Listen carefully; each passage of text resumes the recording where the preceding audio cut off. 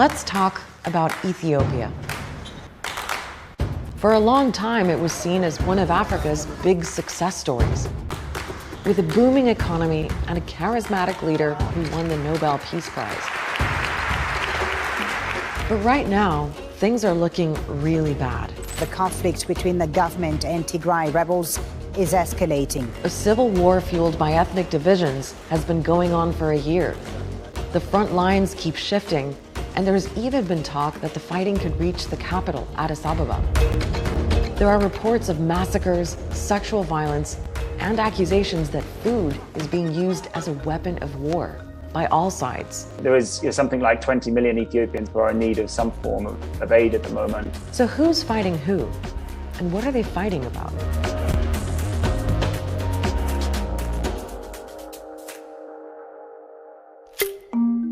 Let's start with the big picture. Ethiopia is about the size of France and Spain combined.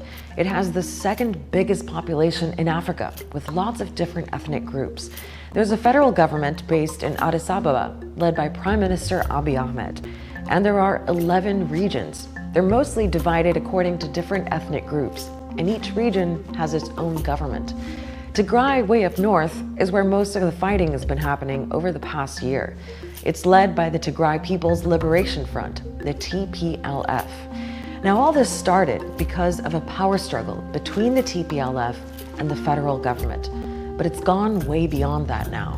The TPLF has been working to destabilize the country, committing many acts that threaten the unity of the people and the sovereignty and existence of the country.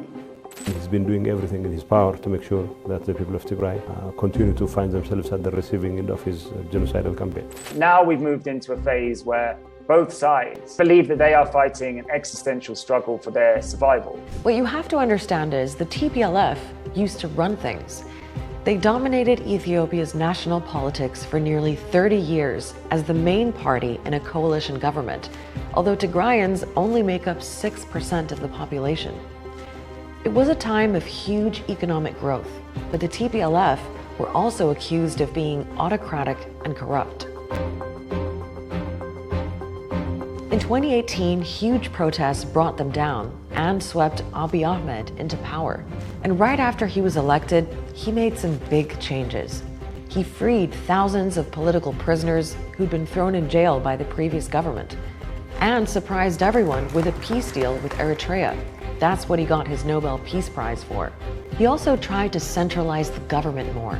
He created a new national party that brought together the main ethnic political groups.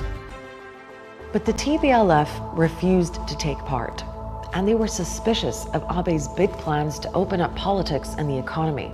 There was a sense he was trying to boost the power of the government in Addis Ababa at the expense of the regions. The TPLF believed that Abiy Ahmed was consolidating his power by completely undermining their legacy. So you had all this political jockeying, and then in 2020, there were supposed to be federal and regional elections, but the government delayed them, saying it was because of COVID.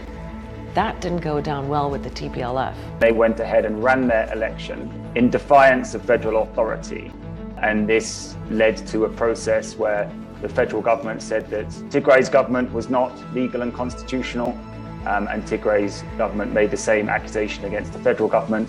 And that's when the fighting started. Forces loyal to the TPLF attacked a government military base in Tigray. Then Abiy sent in troops. At first, government forces had the upper hand. They quickly took control of Tigray's capital, Mekelle, and Abiy declared victory. But it wasn't over. The TPLF forces kept fighting back. And you also had Eritrean troops joining in. They came over the border in the north to fight on the federal government's side. But by the end of June, and despite Eritrean involvement, there was a complete reversal. The TPLF were back in control of Mekelle and most of Tigray, and they didn't stop there. They pushed into the neighboring regions of Amhara and Afar. Then there was another big development, this time in the Oromia region, where there's an armed group called the Oromo Liberation Army, the OLA. They have their own issues with Abiy. They decided to ally themselves with the TPLF, which means now you've got a kind of opposition alliance that wants to defeat Abiy. Several groups from other regions say they've joined too. The OLA are fighting from the south and the Tigrayans from the north, and they both say they're determined to push towards the capital. Now, when the TPLF forces took control of 2 strategic towns in late October, that threat suddenly looked pretty serious. But by early December, the government said its forces had recaptured those towns, so the military balance seems to be shifting again. It seems to be a pretty fluid situation. There's huge amounts of mobilization on the federal side, including the Prime Minister going to the battlefield himself. So that's how the fighting has played out so far. But what about the civilians? Well, it's been devastating and brutal.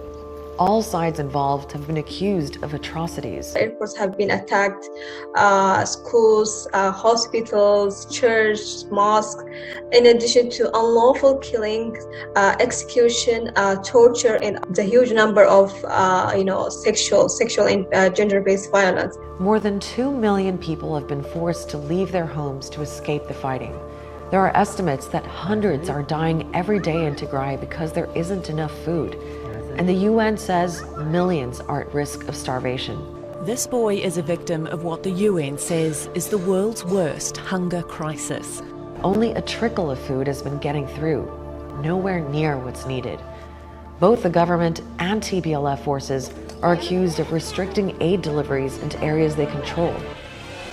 There have also been reports of horrific massacres, like in Aksum, a town in Tigray, where Eritrean forces killed hundreds of people, according to Amnesty International. And in Mai Kadra, another town in Tigray, where up to 600 civilians were reportedly killed. ሚሊሻና ፖሊስ አባጎናቸዋለሁ ወያለ ሲቪሉ ደግሞ አለ ሲቪሉ እነሱ መሳሪያ ስለያዝላቸው መንገድማቸው ከሆነ በመሳሪያ ይመቱናል።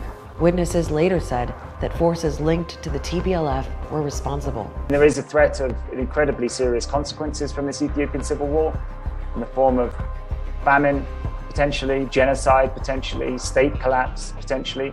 To end the fighting, what Ethiopia really needs is some kind of negotiated settlement. But right now, there's no sign that anyone is willing to come to the table, let alone make any concessions. If you found that useful, we have loads more explainers on the Start Here playlist on Al Jazeera's YouTube channel. Check it out.